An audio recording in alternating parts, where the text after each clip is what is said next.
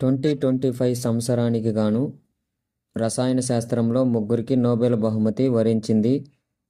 వారు Susumu Kitagawa Japan, Richard Robson Australia, Omar M Yaghi America.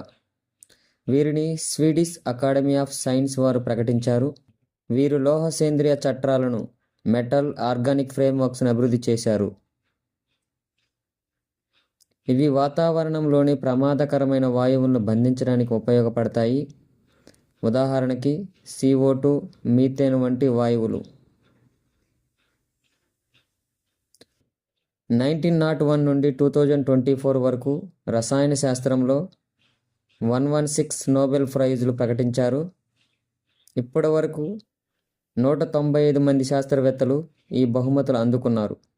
ఇలాంటి మరెన్నో latest current affairs కోసం నా ఛానల్ను ఫాలో అవ్వండి. లైక్, షేర్, సబ్స్క్రైబ్ చేయండి.